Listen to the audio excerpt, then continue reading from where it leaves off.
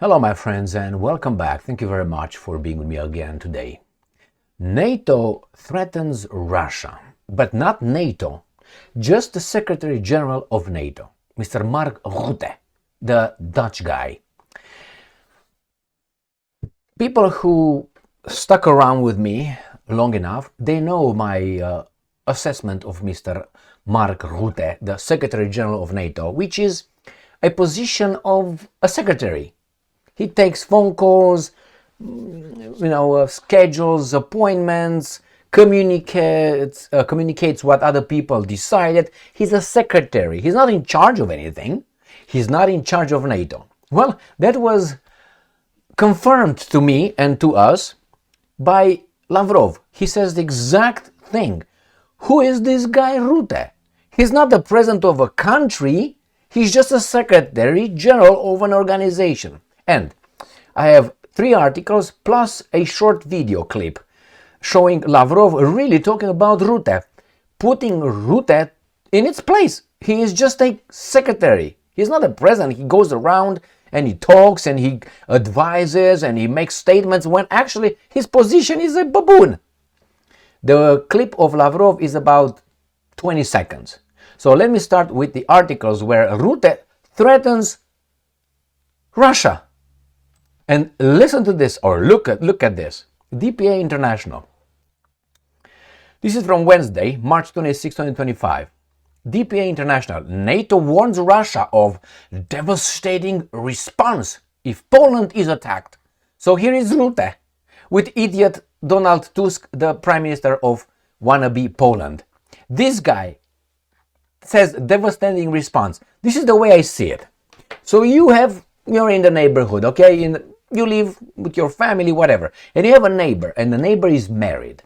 And one day when you get outside, you want to live with your car, the neighbor comes to you and says, Gigi, if you want to fuck my wife, I'm going to fuck you up. Come again? So there's nothing about you want to his wife or whomever, but he comes to you and says, if you're going to do this, I'm going to smack you. Is nothing about that. Where did you come with that? Is a threat that comes just because he wants to show you how strong he is. It was nothing about that. What gave it away? I was after her, after all. So this is how Rutte talks, and he talks in the name of NATO. All right, let me show you. If Russia attacks Poland, who says Russia will attack Poland? If Poland acts imbecilically, yes, we'll get some atomic or nuclear weapons on its head. Yes, it's possible. But hey, take it easy. Sit down, Poland. Behave. And everything's going to be okay. Like with Ukraine. Behave. They didn't.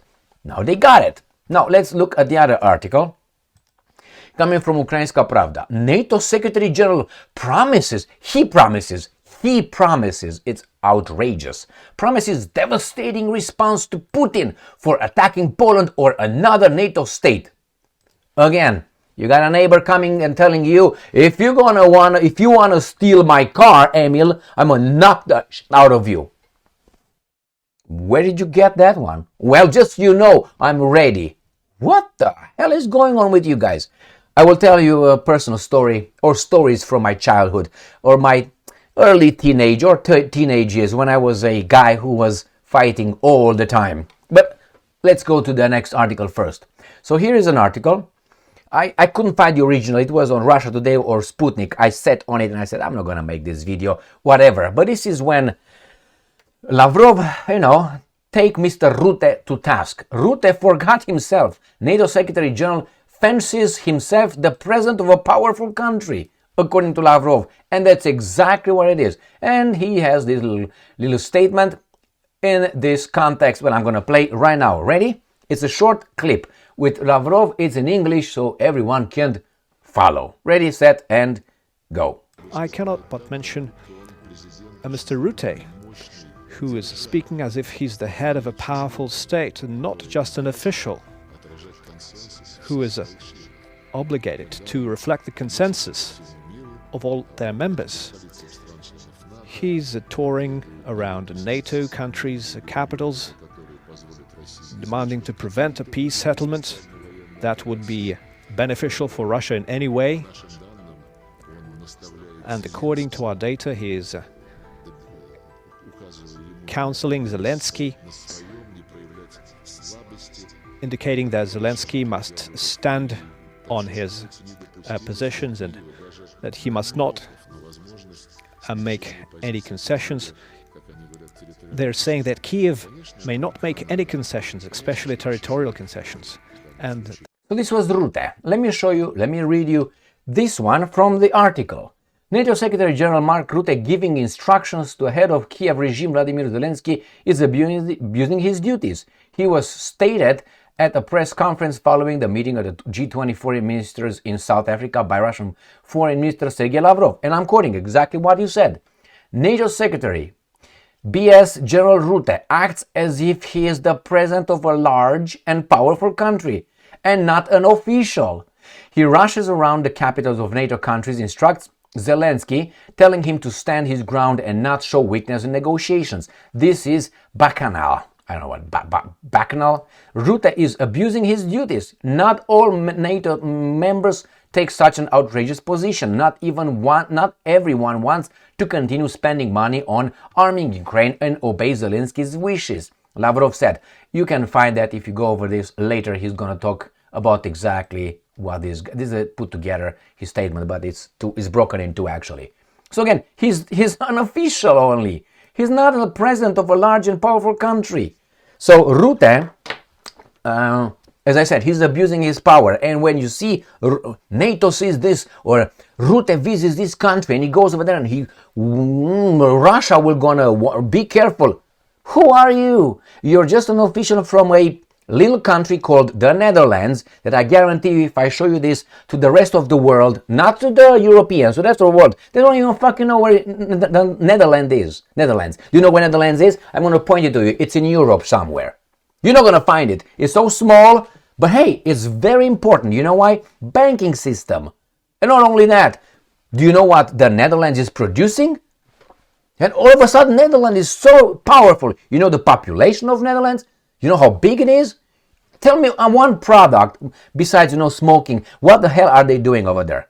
They need only one bomb in front of their levees because, this is the sea level Netherlands. A little bit, and that's it. Washed away. Since when the Netherlands is... And we had the other guy, what's his name? What was before him? I can't remember. He was Norwegian or something. Since when Norway? What the hell? What's the population of Norway? You tell me. Tell me 2 cities in Norway. Two, right? Don't give me Oslo or whatever. Is it? Anyway, I'm just saying, my friends. So let me tell you the story when I was a kid, or not only a kid, but not an adult. This is the way I used to fight a lot, and for stupid reasons sometimes. And usually when I would smack someone, I would fight with someone. After I smack the guy would go somewhere and say, you know what, a further or something. He would dare to say, yeah, you know what, you beat me today, but I warn you, next time I'm gonna fuck you up. I just beat your ass right now. You're bloody. You're bloody, motherfucker. What are you talking about? You want to go a second round? I'm gonna knock the shit out of you. So you can't even speak if you want. So this is Rutte. Rutte, NATO lost in Ukraine. And now they want to save face I'm warning you, if you attack any country, we're gonna devastate you, my man. Why didn't you do that in Ukraine, my boy? This is experience. It happened once or twice in my life. I think twice in my life. When the guy I just beat, he would, get some distance. I'd release him. He'd get some distance, turn around, start cursing and say, next time I'm gonna do this to you. Come over, Red Rover! And run after him. He was like, quickly in an apartment building to his mommy's skirt. The same with Rutte. In Ukraine, next time, man, just don't you even dare. We had Ukraine, man. Come over here. I'm going to tell you another story. That story is now. I went in another city, Kyokushin training. I was national champion, fighting and all that. So I went to a different city. I'm not going to tell you the context. And over there it was a guy who was a very good fighter. At one point he was a national champion at a different category. And I went over there, and the trainer said, I went over there to help this guy kind of train for the nationals. I was not competing. And then the way we're fighting, how you fight, you in a dojo, you stay face to face, and you rotate. And these guys were, somehow we would never face each other to fight. And his trainer said, hey, Florinel, that's what his name, Florinel. Hey, Florinel, why are you running? Here is Emil. You have to fight him. Why are you just go and fight him? And then we fought and so on. The next day he didn't show up at why? Because it was a lot of ego over there involved. So we got serious, and I fucked his leg. So then he didn't. He didn't show at the competition. No, I think he went the competition, but he said he got a broken muscle or something. Anyway, so that's why I said, where is Florinel? Unde fugi? Uite aici Emil. That's the exact words. Hey Florinel, where are you running around? Here is Emil. Go and fight him. That's why he's here. The same here. Hey NATO, what are you talking about tomorrow, or Poland, or Baltic states? Right now, Ukraine. Get in. All right, stories, not stories. Thank you very much for being with me again today. Stay strong, stay smart, look for the truth, and be just.